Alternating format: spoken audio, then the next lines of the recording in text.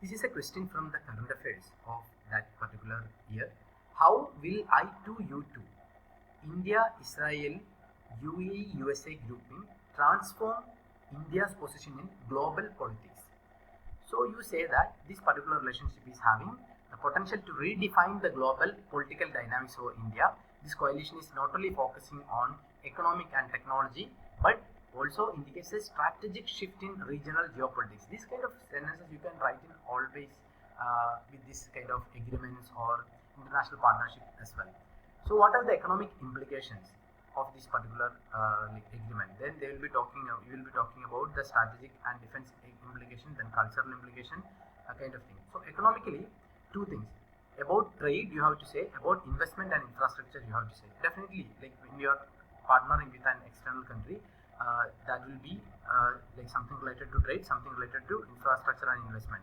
Regarding trade partnership, we know that like we have long-standing trade relations with the USA, but that is the export and import related to agricultural things or something like consumables. But with the growing ties with Israel and USA, our trade is now diversified to a different set of economic cooperation. That is, with Israel you can have technology transfer, with UAE you can have energy supplies kind of thing.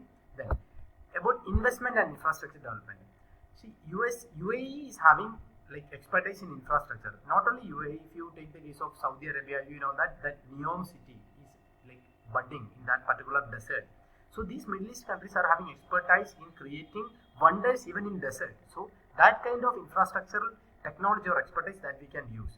And USA is a technology might. Okay, you know that about NASA and all other technological prowess. So that can be shared with India. So these kind of technologies and infrastructure expertise can be used by India to surge the investment in sectors like smart cities, renewable energy, IT, etc. So these are the economic implications. Now strategic and defense implications. Obviously, Middle East is of interest to India, China and other rivals as well. So if you want a strategic like upper hand in this particular Middle East region, we have to counterbalance our rivals with the coalition that is I2U2. How we can do that?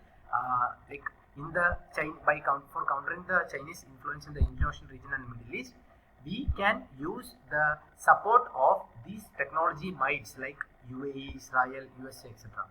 So when India is having support of these countries, China will be hesitant to do anything harm to us.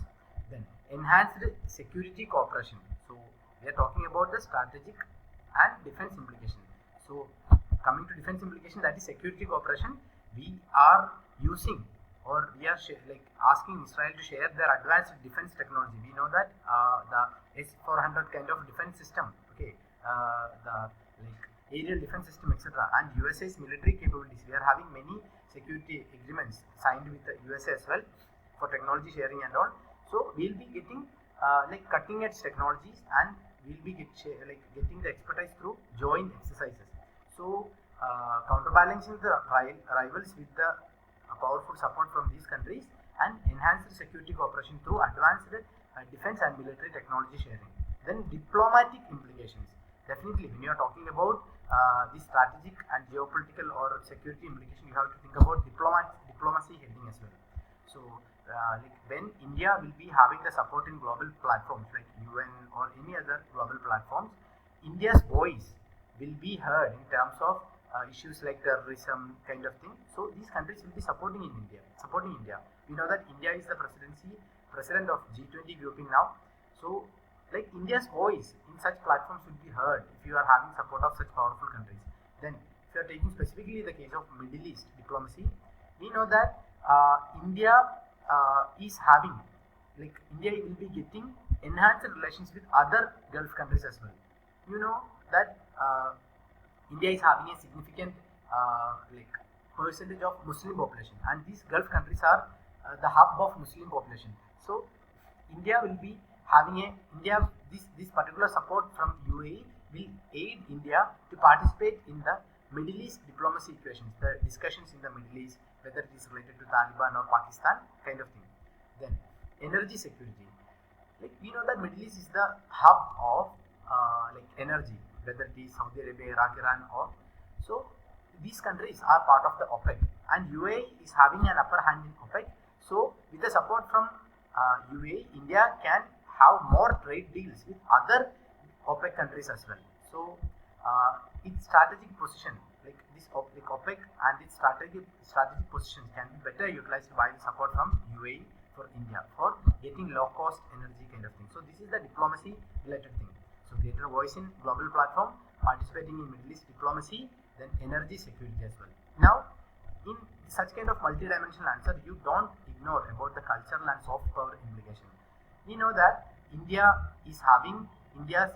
diaspora is there in USA and UAE in significant numbers. So when you and these countries are signing agreements in this way, that will facilitate deeper cultural exchanges, that will strengthen the people-to-people connection between these countries, and that will be fostering mutual understanding. How like when we saw the discussion about India's relation with Sri Lanka, we talked about the Indian Film Festival being celebrated in Colombo.